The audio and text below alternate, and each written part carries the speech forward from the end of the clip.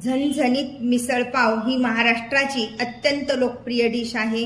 मोड आलेल्या मटकीची उसळ, मसालेदार कट, फरसाण, कांदा, कोथिंबीर यांचे मिश्रण करून पावासोबत खाल्ली जाते। घरच्या घरीच हॉटेलसारखी चमचमीत मिसळ कशी बनवायची ते आज आपण बघूया। अशा प्रकारे घरच्या घरीच हॉटेलसारखी चमचमीत बनवलेली मिसळ पावासोबत तिचा आस्वाद घेऊया। त्यावर टाकूया फरसाण,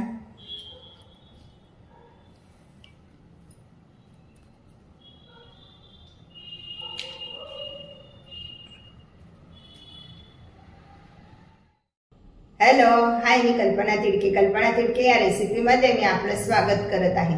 आज आपण बनवणार आहोत महाराष्ट्राची आवडती डिश म्हणजेच मिसळ पाव। प्रथम खोबरं, आलं, लसूण, कोथिंबीर, कढीपत्ता याचं वाटण करून घेऊया आणि त्यामध्येच नंतर टोमॅटोचं पण वाटण करून घेऊया। मध्ये तेल टाकून घेऊया, साधारण 2 चमचे तेल टाकायचं। मिसळ म्हटल्यानंतर छान असा कट आला पाहिजे। या कढीपत्ता, बारीक चिरलेला कांदा,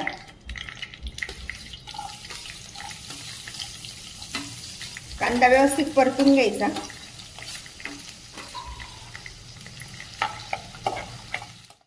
अर्धा चमचा मीठ, अर्धा चमचा धने पावडर, पाव चमचा हळद, 1 चमचा लाल तिखट, गरम मसाला।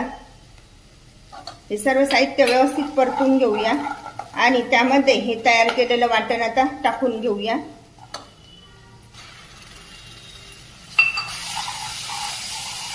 छान परतून घ्यायचं मस्तपैकी, तेल सुटेपर्यंत छान परतून घेऊया। मसाला छान परतला गेलाय तर त्यामध्ये आपण ही उसळ टाकून घेऊया।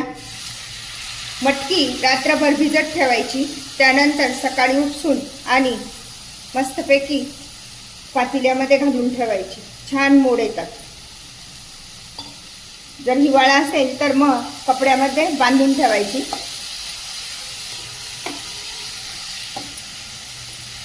आता उसळ चांगली परतून घेऊया। अशी घरीच बनवलेली मटकीची उसळ खायला खूप चविष्ट लागते। परतल्यामुळे उसळ पटकन शिजते। उसळ छान परतली गेली तर त्यामध्ये टाकून घेऊया हे गरम पाणी। साईडला गरम पाणी ठेवलं होतं।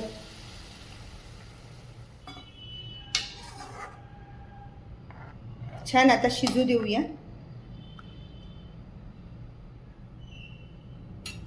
नंतर आपण त्यामध्ये जसं लागेल तसं पुन्हा गरम पाणी टाकून घेऊया।